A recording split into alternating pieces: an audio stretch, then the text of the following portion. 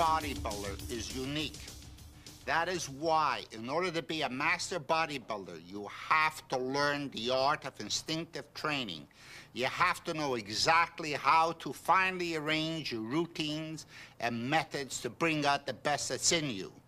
And you can only do that if you understand all the Weider principles. They've been created to take you from the beginning stages to the intermediate stages and to the advanced stages of training, carefully, avoiding injury and avoiding pain. By mastering these techniques, these principles, you will become a master bodybuilder, know exactly what to do, exactly when to apply it in order to get the most out of your training. The Weider system is really a compilation of all of the different factors that take place in a gym for exercise that affects the body. And these different principles compiled are sort of the indexing of how to systematically approach the principles involved in weight training. When you first start bodybuilding training, all you have to do is stick to the basics and you'll get plenty of results. But the more advanced your physique becomes, the harder it is to see any further progress. This is called the law of diminishing returns. So, if you're already working as hard as you can, simply trying harder isn't going to get you anywhere. This approach only leads to overtraining and potential injury. Instead, you need to train more effectively to figure out ways of getting more results from the same amount of effort. You need to learn to employ as many advanced training principles as possible. Inventors are always trying to come up with new exercise devices that will increase the response of the body to exercise. However, what has allowed modern bodybuilders to develop such fantastic physiques in the past several decades is the realization that the real advances are to be found in the software. That is, exercise technique rather than the hardware. These advanced training techniques, the best examples of which are Joe Weider's intensity training principles, operate like a super efficient computer program which stimulates the maximum response possible from the muscles of the human body. In Tape 2, we dealt with the variety of basic bodybuilding techniques, including how progressive resistance training really works, how to organize your workouts into reps and sets, how to use variations of the split system to increase training intensity, why free weights should form the basis of your bodybuilding training, as well as a variety of other specific training principles designed to help you get the most out of your bodybuilding workouts. In Tape 7, we explained the basic principles involved in training for mass and power, such as the need to train with heavy weights, how long to rest between sets, what exercises to use to develop maximum size and strength, how to generate power using compensatory acceleration training, and how to cycle your workouts to gain maximum development with the minimum risk of injury.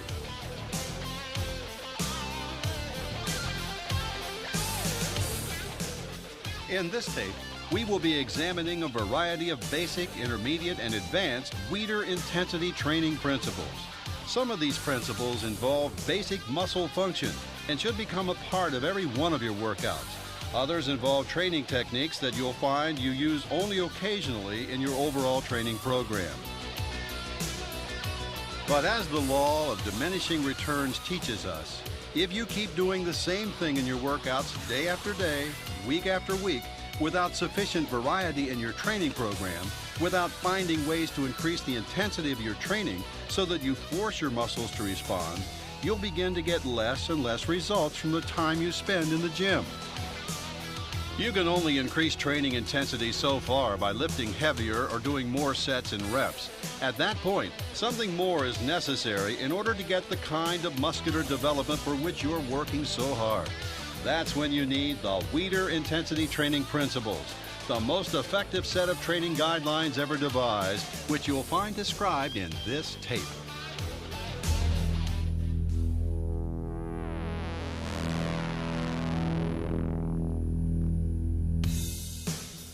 range of motion involves training a muscle from a position of full extension continuously through to a position of full peak contraction and back again.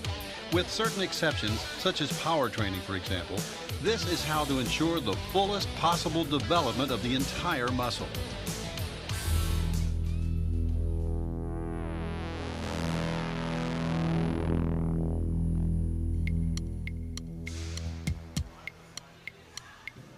The principle behind isolation training is that you are working different elements in different areas of the body, and you want to work them as efficiently as possible.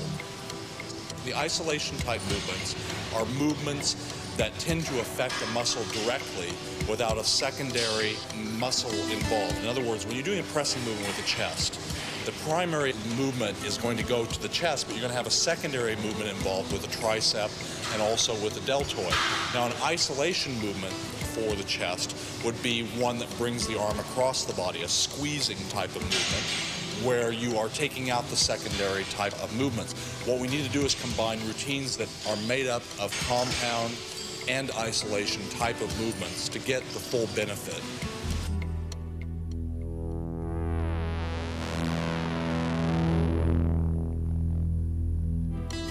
You achieve continuous tension by feeling the resistance of the weight continuously and smoothly throughout the entire range of motion during the negative as well as the positive part of the repetition, lifting and lowering the weight without jerking or dropping it or using inertia to help you swing it up. When you're training, for example, if you're doing bent over rows, throughout the movement, you keep the tension on that body part, so you never really lock out, because a lot of times when you lock out, you can stay in that position for quite some time. There's no pain there. So what you want to do is keep the tension on that body part.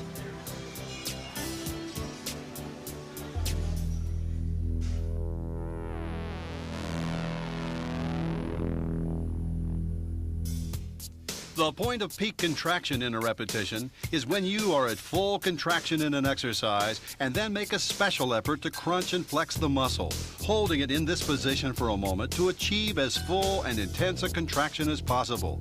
The peak contraction technique is most useful in doing one-joint isolation exercises, such as triceps extensions, biceps curls, and leg extensions.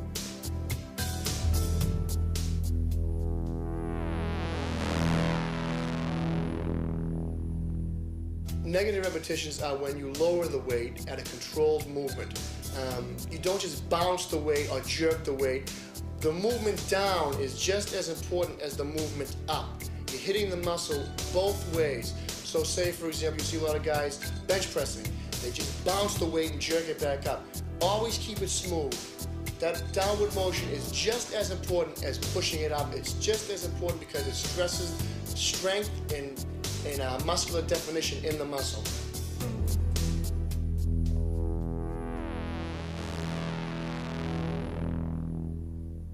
Training to failure isn't the same as training to complete exhaustion. It simply means doing as many reps with a particular weight as you can until you're too tired to continue with any more reps with that weight without stopping to give the muscles involved time to recuperate.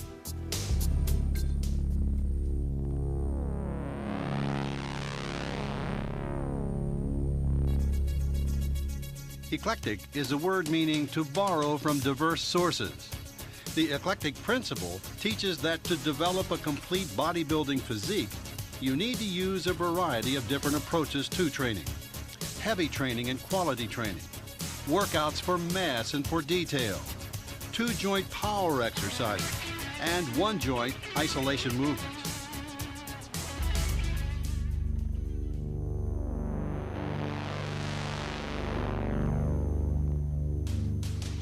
Priority training involves attacking your weaknesses by training weaker body parts on a priority basis. You do this by training your weaker body parts at the beginning of your workout cycle, when they are fresh and strong, at the beginning of your daily workouts, and of course, by increasing intensity using a variety of other Weider training principles. I suggest if you have a weakness that you try the Joe Weider priority training principle. If you have weak calves and when you go into the gym and it's, calf day, start with calves. Train them first, blast them. Start with your weak body part. That's the only way it's going to get better. If you start with shoulders or back or whatever, by the time you get to your calves, you're not going to probably put as much into them as you would have if you would have started with them. If we had a chain and every link can hold 1,000 pounds, but one link can only hold 1 pound, what is the strength of the chain? 1 pound. It breaks at the weak link. So you want to work that weak link or that weak body part first, or at least at the beginning of the workout, so you won't negate it and let it fly by.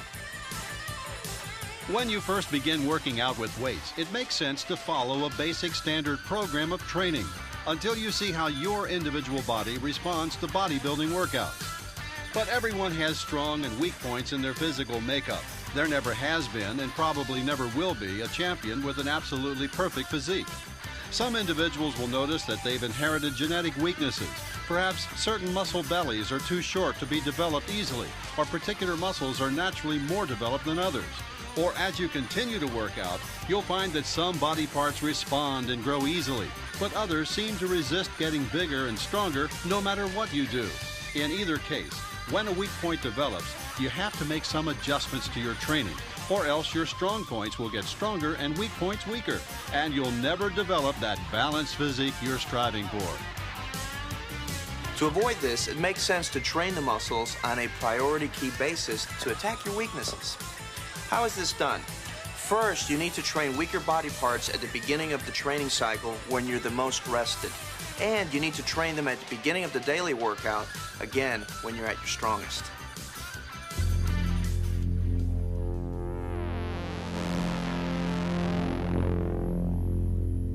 Another way of increasing the response of muscles to training is by giving them unfamiliar movements to do, or forcing them to perform movements in unfamiliar ways.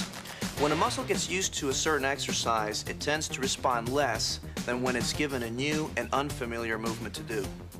This is why a complete bodybuilding routine involves doing a variety of different exercises for each body part, changing the angles at which the muscles are worked, and using many different intensity principles to force the body to respond in new and unaccustomed ways. So what we do is we operate in a muscle confusion principle. Really takes into consideration a lot of the other principles in that you are mixing things up. You're doing low repetitions, high repetitions, giant sets, supersets, all these different principles that are just different from one time to the next. And the muscle kind of shakes its head and acts as they're kind of confused. I'm confused when I'm muscles. I do use the muscle confusion principle in a way that I may walk into the gym one day and not really know exactly the exercises I'll be doing that day. But to confuse myself, I'll try something a little different. Instead of like the free weights, I'll use maybe a machine instead, and it feels different. Or go to a different gym and do a different exercise also in that way. It just feels different on the body and a different shock. The only secret I do is I mix it up. And people that look the same and stay the same, it's largely because they have a few favorite exercises and they don't want to change it, and they don't want to listen to anyone, and they don't want to try anything new. And I'm here to tell you that for me, trying things new, training in different gyms, training with different partners, wearing different kind of clothing just to keep things interesting, for me, keeps me coming back for more. And I think by hitting it from every angle with every kind of exercise, makes it interesting and it makes it fun, although it's work for me. The only secret really is variety.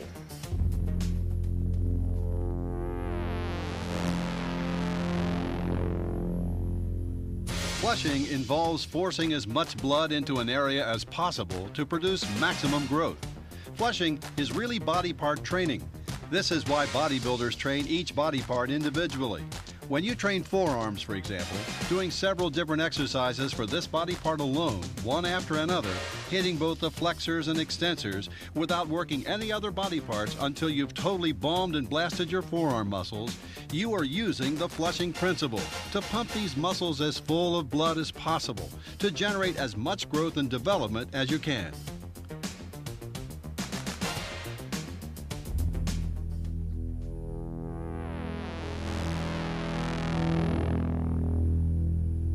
I use the Weider cycle training method where if I'm training my legs twice a week, I'll train them heavy the first time and on light the second time. This way I'm able to maintain the size that I have but shape what I have and make it more prettier.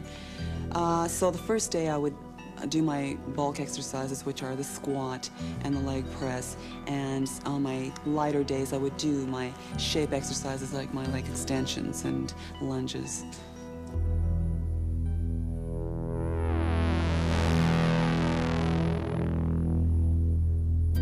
The Weider forced rep principle allows you to do more repetitions per set past the point of failure. For example, if we're doing the barbell curl and we're doing about 8 to 10 repetitions till you can't go anymore, but not resting, that's when you have your partner come in. And he'll give you that extra lift, not doing the exercise for you, but he'll give you the extra lift for a few more reps. And that's why they call it forced rep. I myself consider this a very important part of bodybuilding. I notice I make my best gains when I do force reps.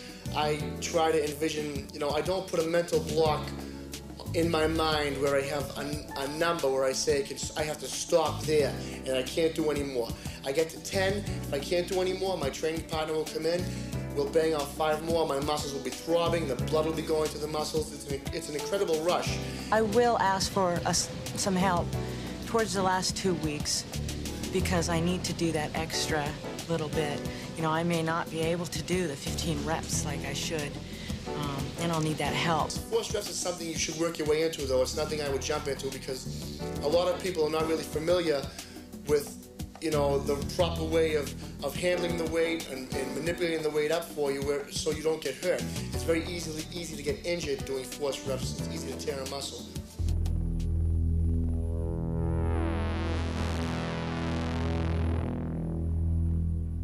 The Weider cheating principle involves using other muscles than the primary muscles you're training in an exercise, or using techniques like inertia, swinging the weight up to handle the weight that's a little too heavy for you to lift strictly, or to continue to do more reps at the end of a set when you're starting to get fatigued. For example, if I was doing barbell curls and I was doing 8 to 10 reps, and I wanted to get a few more extra reps, I'd possibly start swinging the weight to get the reps up. I would do the reps strictly as possible, and then towards the end of the set where I could no longer do the reps in strict form, maybe then I'd use a little bit of cheating technique just to get 1 or 2 more reps out past that point. When I start to feel the lactic acid in the muscle and feel the burning, I'll continue to push and do maybe 3 repetitions, cheating. So if you don't have a training partner there to assist you in getting the weight up, you cheat by maybe doing a little rock or a little movement to get that weight up. And also, some exercises, it's not practical for your training partner to use force reps. If you're doing bent over rows with 300 pounds, he's not going to get underneath and give you force reps. So you're going to have to cheat a little bit by pulling with your lower back and your legs just to get 1 or 2 more reps out. But it's very effective, and it's kind of what you do when you don't have your training partner there. But I wouldn't use the cheating from rep 1. I wouldn't do that. I believe in isolating the muscle as much as possible.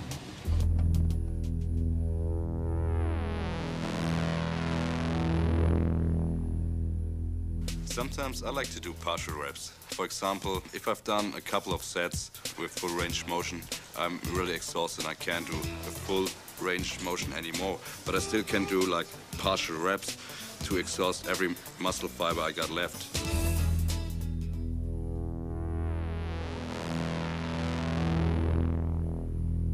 The Burns principle is when you do a complete set, full range of motion, then doing partial repetitions, forcing more blood and oxygen into the muscle. Once more on each arm. That's it. I'll do 4 short little burns, halfway up. That's it. That's it. Halfway up. That's it. Turn your wrist. That's it. Get the bicep up. Get that peak. That's it. Bring your little finger towards your shoulder. That's it. Once more with this arm, and you're all set. There.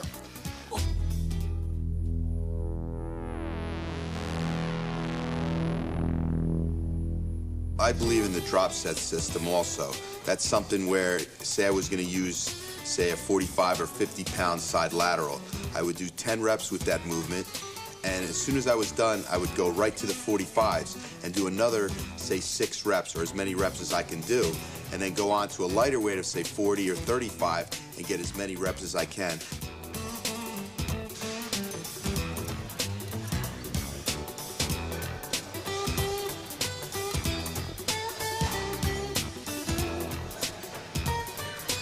So you're fully like getting every fiber of that muscle, you know, activated. You're just using a heavier weight. You could still get more activation of that muscle, but you can't do it because you're just not strong enough. So you go to the lighter weight and just keep going on and on. So you really just get that muscle blitzed.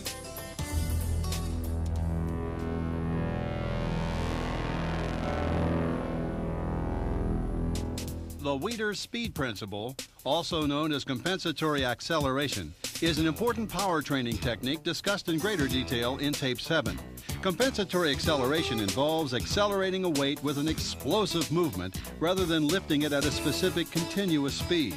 Explosive movements performed using free weights and relying primarily on two-joint exercises recruit large amounts of white fiber and are ideal for the development of maximum mass and strength.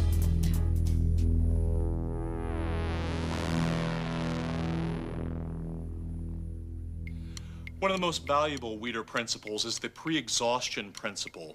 Basically, the concept behind this particular principle isn't to overload the muscle where one exercise would not necessarily take it to its full workload. What we're going to do is we're going to combine a single joint exercise along with a two-jointed exercise. For example, if you're working your chest, you would start with, let's say, a fly movement, which would only involve moving the weight across the body, and the only joint movement would be at the shoulder. Now, what that does is it saves the secondary muscles of the triceps and front deltoid, and they still have strength to go. So once you go to exhaustion on the fly, you'd move immediately to a set of, let's say, bench presses, and you would do these presses calling on the fresh secondary strength of the tricep and front deltoid and further exhaust the pec muscles. Now, combining these two exercises together is going to give you a really effective overload and is a valuable principle in the whole realm of the Weider system. Sometimes I like to use pre-exhaust on larger body parts. For instance, let's take legs. You know, when you're doing squats, if you do squats first in your leg routine, you tend to really reach failure because your lower back's going to be giving way, your lower back's going to be failing, because it's the weakest link in your body when you're squatting. Your lower back's a lot weaker than your legs, so when you're squatting, your lower back's going to give way and you're going to have to stop before you've fully worked your legs. Now, if you was to isolate your quadriceps first with leg extensions and then go into squats afterwards, you'd find that your legs or your quads are giving way first before the lower back because they've been pre-exhausted by the previous isolation exercise. So that's the principle behind that.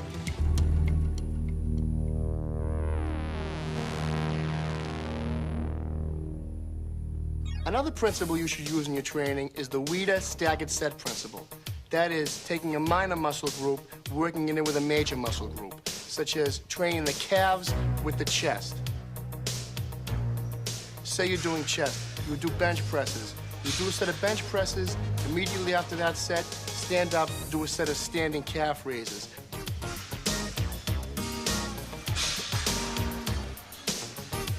Again, go back to the chest area again, doing the bench presses. Then do the calf raises once again. This, in turn, works that calf muscle more than just, say, working it on one separate day during the week. You do the calves because you know the calves is a dense, dense muscle tissue.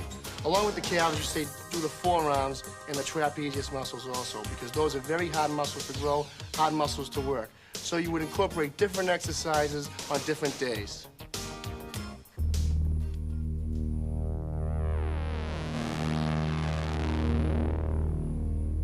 Yeah, I use the rest pause principle in order for my body to adapt to using heavier weights. What I do, I take a basic exercise, you know, like a heavy pressing exercise or something like that, for instance, bench press. And I'll get a weight that I can only manage maybe 2 or 3 reps with the weight. I'll do 2 or 3 reps, and I'll put the weight back, I'll put it down, and I'll rest maybe 15 to 20 seconds, something like that. And I'll take the weight again, and I'll do another rep. I'll put the weight back, I'll rest maybe 20, 30 seconds again, and do another rep. And that way, I'm doing a set of, you know, 5 or 6 reps with a weight that I'm not used to, but I'm breaking it down. And that way, you know, get used to handling the heavy weights, and it's a different kind of overload. Again, you know, to shock the body, to make it accommodate, instead of doing the same thing all the time.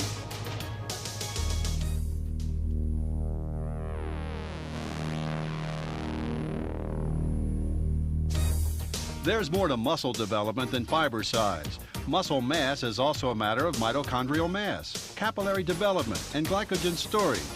Heavy, low-rep training hypertrophies fibers, but higher-rep endurance-type training is what bodybuilders use to develop these other components of muscle size. And including both types of workouts in your bodybuilding program is called holistic training.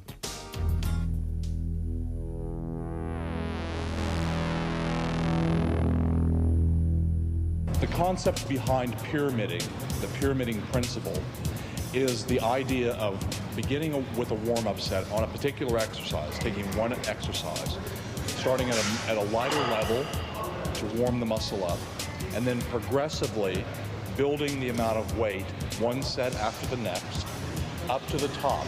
So in other words, it's sort of, if you think of it as a triangle, you're beginning at the, down here, at the warm-up set. The next set is sort of up higher in weight. The next set is up higher and up higher until you get to the top. And then if you want to do a full pyramid, you go back the opposite way. You lower the weight, lower it a little more, lower it a little more.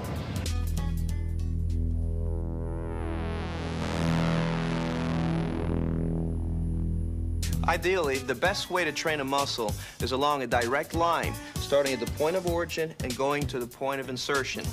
Not all muscles can be trained this way, however.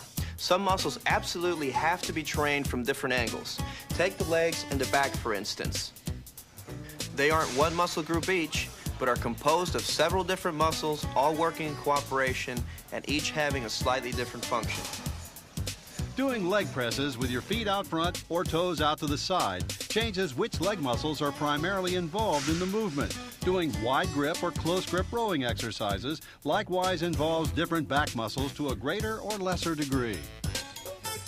The pectoral muscles have a single point of attachment under the delts, but multiple points of origin. So it's necessary to do flat incline and decline exercises to achieve full pectoral development.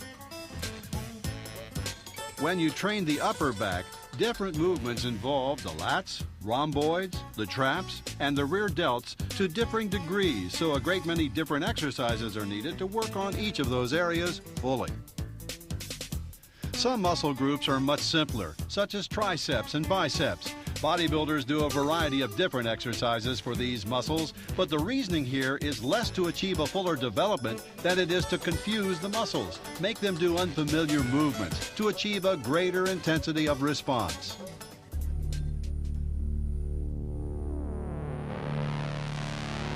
Supersets are when you train 2 exercises in a row without rest. Trisets are when you train 3 exercises in a row without rest. Giant sets are more than 3 exercises in a row without rest. Their advantages to training this way is that you can increase the intensity without increasing the duration or the weight. And say you're doing a superset, you want to combine, like for one muscle group, you do say flies and bench press together. You overtax the muscle without doing an extra amount of weight by doing 2 movements for one muscle group. If you wanted to train a superset for 2 muscle groups, you might want to do like a barbell curl and a tricep push down. You can increase the intensity again without increasing the weight or the duration. I love supersetting, especially pre-contest. It's fast, you know, it's intense, and what happens is it's a different way of, instead of giving the body rest, you move between 2 exercises. Let's say, for example, if you're doing curls for the biceps. You might do straight bar curls, and then immediately when you're done with the straight bar curl, you'll pick up the dumbbells and then go and do 10 repetitions with the dumbbells. But you have to make sure that the weight is something that you can control, still having good form, and being able to do somewhere between 10 and 12 repetitions per exercise. It's a great principle. Supersets I do use right before a competition, probably the 4 weeks before a contest, and I'm doing that constantly the 4 weeks. Supersetting opposing body parts.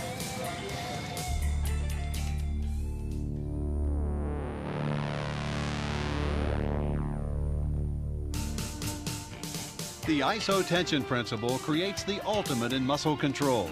You do this by flexing the muscle when you aren't training it, posing and flexing between sets in the gym, or in posing sessions in which you flex your muscles at peak tension for 3 to 6 seconds at a time to bring out maximum definition and separation. The isotension principle, what I'm trying to get you guys to understand is that you need to flex the muscle. You need to squeeze the muscle every time after your sets, for example. If you're preparing for a competition, the same thing. You want to pump all the glycogen back into the system, okay? By flexing after each set, holding that pump, you strengthen the muscle, you harden the muscle. It gives you that fine, polished look, especially during your competition preparation period. So get that in mind. Isotension movements, it really works, and that's what you need.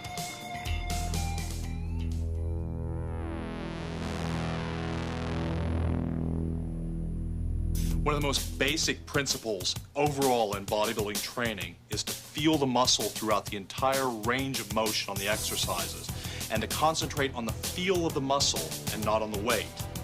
If you're really concentrating on the feel of the muscle, you'll always know when the exercises are effective.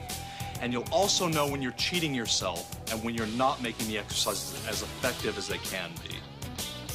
One of the most misunderstood aspects of bodybuilding training is how precise and controlled the exercises need to be. This takes total concentration, keeping the mind in the muscle at all times. Think about the muscle, not the weight. You should be totally aware of how the muscle feels at all times. Keeping the mind in the muscle is the philosophy behind a great many of the Weider training principles. Continuous tension, feeling the resistance throughout the entire range of motion. Peak contraction, experiencing a full contraction of the muscle at the top of each rep. Full range of motion, consciously working the muscles involved from full extension to full contraction and back again. To be effective, each bodybuilding movement should be done as precisely as any other sports technique. Bodybuilding is ultimately about muscle control, and there's no place in the gym for people who simply want to throw weights around.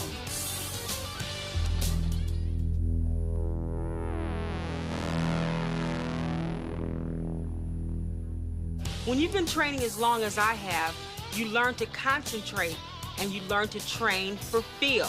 You instinctively know what's right and what's wrong. Usually with beginners, this isn't the case because you haven't learned to train for feel. For a beginner, what generally feels right will be whatever kind of workout you're already used to. For example, many athletes coming to bodybuilding from other sports like to feel athletic in the gym, training too fast, too aerobically, going too much for a pump, and therefore not building muscle effectively. Weightlifters and other power athletes, on the other hand, often err in the opposite direction, training too heavy and slow with too few isolation quality exercises in their training programs. If you keep your concentration and put your mind in the muscle, you'll get better and better at instinctively knowing what's best for you. However, this is not an absolute guide. Every athlete can benefit from additional coaching and guidance. Bodybuilders who are really in tune with their body should know when they're not getting the right feeling and seek additional guidance from a qualified source. But when you're doing individual muscle groups, they have to be strict. They gotta be from beginning to end, total contraction, and your mind has to be focused into the movement of the muscle. Bodybuilders and powerlifters get out of their workouts what they put into it. Bodybuilders don't need to be doing 3, 2, or 1 rep sets. Instead, use a variety of Weider training principles to increase the intensity of stimulus to the weaker body parts. Finally, don't overtrain weak areas. Training longer and harder will not necessarily give you the development you need. Weak points need lots of rest and recuperation. So, aim at training weak points more efficiently rather than just training them harder. Now that my champions has shown you how to use the Weider principle, be patient. There's about 30 different principles that form the basis of the Weider system and the basis for your success in bodybuilding. Be patient, study them, apply them. You are going to achieve exactly what you want through the use of these principles. In tape 10, we'll deal with the finishing touches and how to use belts, straps, and other training aids, stretching as well as warming up, the basis of sports medicine, everything you need to know to train safe and to train smart. Give yourself a year. Don't give yourself 3 weeks. Don't give yourself a month. Give yourself a year and find time, whether it's waking up early or coming in the gym after work. You know, you can do it. There's enough hours in the day, and it's all about just being dedicated. So I recommend that you get up off your butt and get in the gym. I know that I look good and I'm in shape and that I'm in control of the situation. And you can feel that way too. You just got to get to the gym. Whether you're 12 years old or you're 80 years old, your health is going to improve, your appearance is going to improve, you're going to feel better about yourself. If you want to look like this, you can look like this. It takes years and years and years. But I guarantee in 3 months, pick up some weights and you'll see a definite change in your body. Don't monitor your progress based on the people you're around or the pictures you see in the magazines. Monitor your progress based on your commitment to your diet, your commitment to your working out, your intensity levels, and what you see in the mirror. There's no other exercise or anything out on the market that you can compensate and get the same look that you'll achieve in the gym by lifting weights. It just won't happen. I don't think there's any better time to do it than to do it right now. Opportunity is knocking, and procrastination is the great thief of opportunity. You can take that to the bank.